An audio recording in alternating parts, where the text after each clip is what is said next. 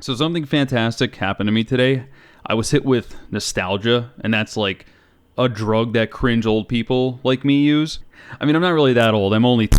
I ran into this game. It's called Friday Night Funkin', and it's a really popular game. It's really good. But I saw it originated from Newgrounds, but I can't remember the last time Newgrounds was even like brought up in the last few years. I went on Newgrounds to check out this game, and I was like bombarded with all these memories. See, I used to go on Newgrounds a lot, and this was before the time that YouTube even existed. Like, there was no YouTube, if you could even fathom that. So if you're under like drinking age, you probably have no idea what the series are going to be that I'm talking about. And it's kind of a shame because there's some really good stuff on there. There was a lot of talented people in the early 2000s that were on Newgrounds. So I went back and I made a list of all my favorite and what I thought were the best series on Newgrounds back before like 2008. And if you're my age, you were probably on Newgrounds too, and I'm probably going to bring back a lot of memories. Maybe you forgot about some of these series even. And you know, maybe you'll be hit with nostalgia too and like forget about all the student loan debt and depression that you suffer now, just like me. So the very first series that comes to my mind is Waterman, and it's a really good series, and if you disagree with me, you're just wrong. I'm opening up with this because this is seriously a good one. Like, it's huge. This series was made by a guy named Brian Waterman, and it follows the life of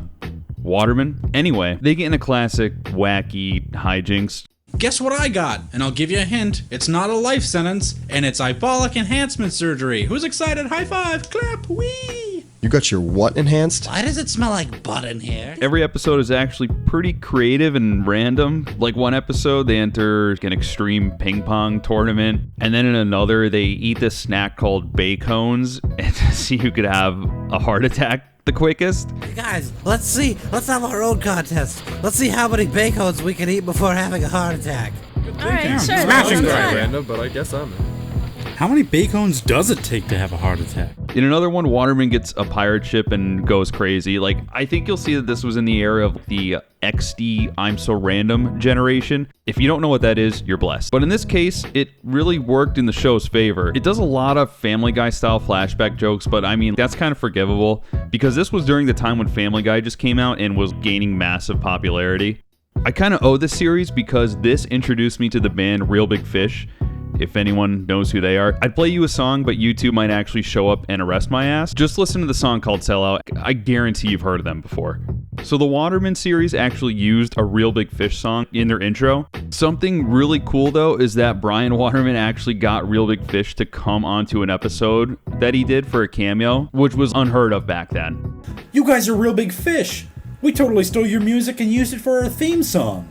Well, we aren't not Real Big Fish. Something else interesting that I learned while doing research for this is that the Waterman series doesn't exist on Newgrounds anymore. It was actually archived over at watermanstudios.com, which is Brian Waterman's website that he runs. I found a forum post back from 2004 of a lot of people talking shit on Waterman for doing this, but I mean, I understand. Like, he's trying to build a brand. It's totally understandable. I get it. Unfortunately, it looks like Waterman Studios is no more, though. The page itself still has every episode from the Waterman series, and it also has the preview for the Waterman movie, which is sadly no longer under production for reasons not mentioned. I'm not really sure why he stopped this, but it's pretty clear that he was like kind of heartbroken over it. Now, this series actually spawned a lot of other animations at the time that were heavily inspired, I guess, from it. There was this one series called Icons, which basically ripped the character models directly from Waterman and took all the jokes. Last little add-on here, Brian Waterman also made a series called Puppets in the Park.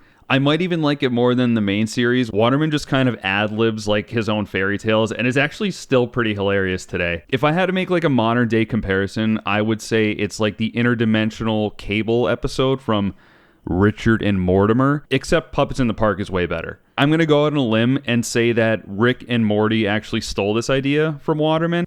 Fucking hacks. So yeah, just a nice little lighthearted show from the past. One thing I want to bring up is you'll see a lot of these older animations have tweening, and if you don't know what that is, just imagine you have like a character and you draw like the head separate and then like the body, and you have the arm, and then you could put like anchor points. You could like animate, you know, it goes, what am I trying to say? It's a smooth motion. I don't think anyone cares. My point is that there was a lot of this kind of animation, but there were some truly great animators out there that did frame by frame, and I'm probably going to talk about them right now.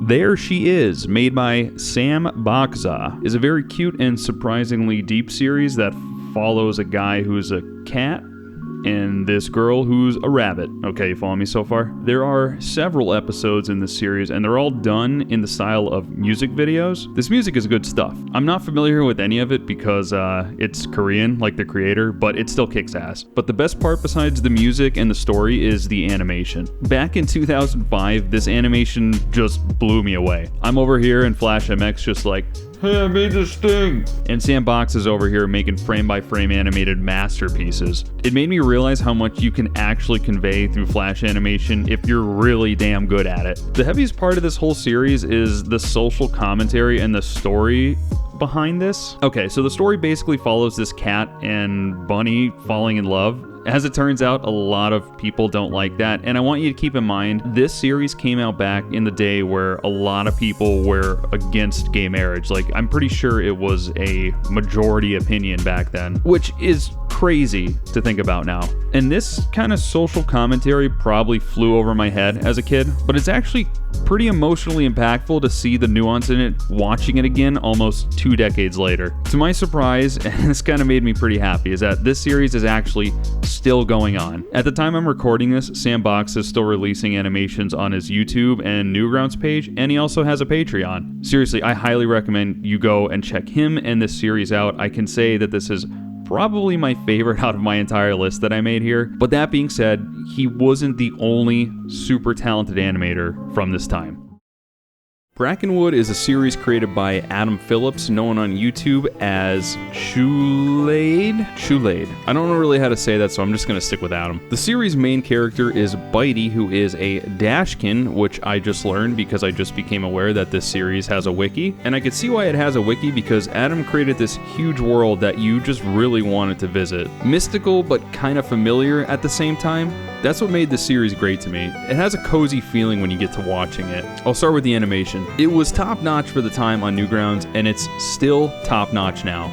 The earliest episode from 2004 might be a little rough around the edges, but the improvement over each episode is so astounding that it's hard to say anything bad about it. Not that it's bad in the first place. The landscape art, the backdrops, the water animations, it's just all so good. I really can't praise this enough. Now, the story itself involves Bitey just being a general asshole to all the other creatures that inhabit this world, but he's fast as boy, you can't stop him. The main character, or actually any character, is not voice acted.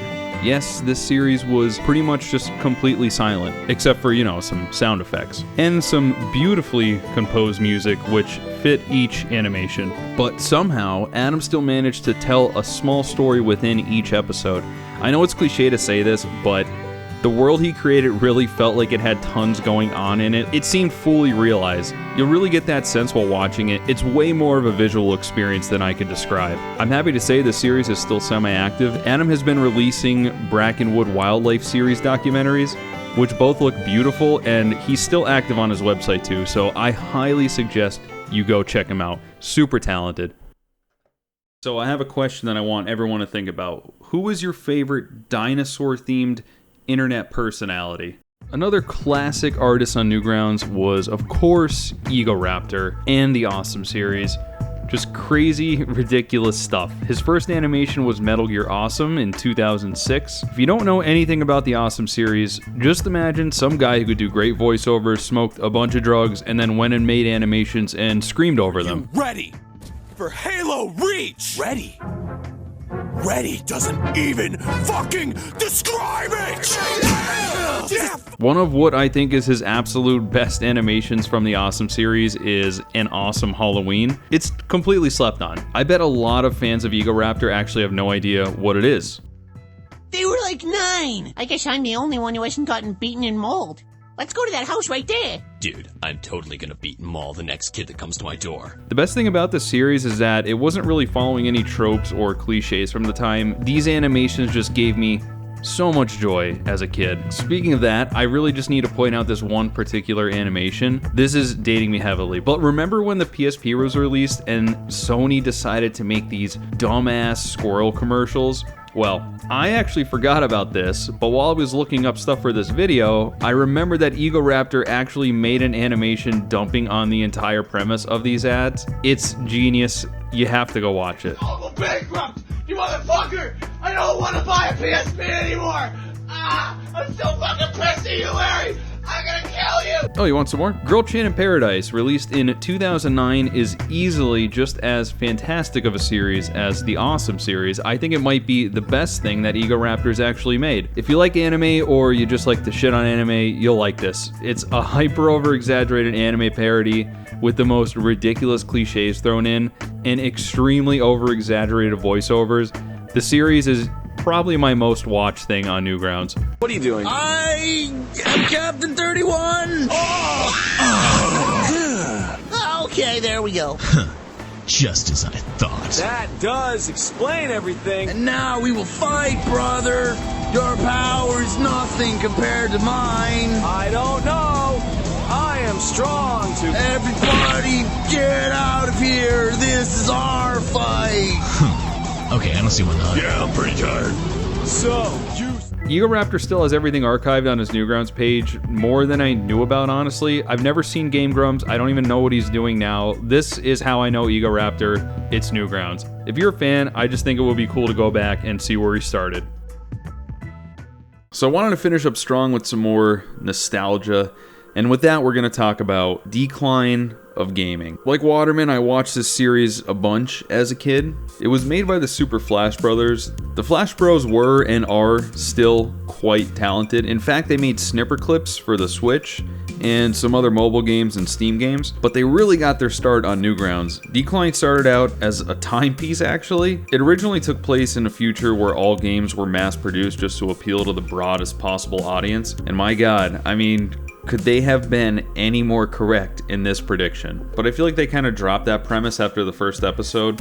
The rest just follow the three main characters. It also had a lot of that Family Guy style cutaway comedy. Again, you have to forgive it. And you know what? I still think it's funny. There are 3 episodes and a Christmas special. In episode 2 and 3, the main characters are stalked by the game companies that they constantly talk shit on throughout the series. Capcom, Square Enix, and Konami. It's pretty funny making the game companies villains. I mean, I could think of some others we could add in. And some of the voicing in this is done by Ego Raptor and Rubber Ninja. Rubber Ninja you might know as Rubber Ross from the Game Grumps. The animation, at least to me, is still good now. They really push what you could do with tweening and character movement, and it really looks smoother and more professional than other animations at the time. The Super Flash Brothers kind of just gave up on animation though, but it's still all there on Newgrounds and YouTube. And like Waterman, it might feel dated going back to this, but for me, as a longtime viewer, it still holds up.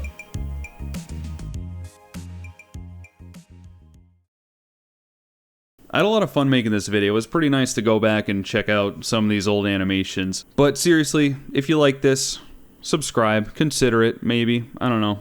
I don't know what this channel's gonna be. This is actually my first video. I wanted to do like commentary and stuff and like maybe some of these essay style videos, but we'll see. I'm thinking of reviewing like small channels and stuff like that because I actually run across a lot of smaller channels that have, I don't know, maybe under 1,000 subs, or they just don't get the views that I think they deserve, or they're just interesting for some reason. I actually have one in my mind right now that I'm making a video on, so that'll be my next thing, and then I'm going to talk about some kooky people online and maybe some internet series. I don't know. We'll see what happens. But guys, I love you. Thanks for sticking through this. When I say I love you, I actually mean it. I know a lot of YouTubers say that. They don't mean it. I actually do.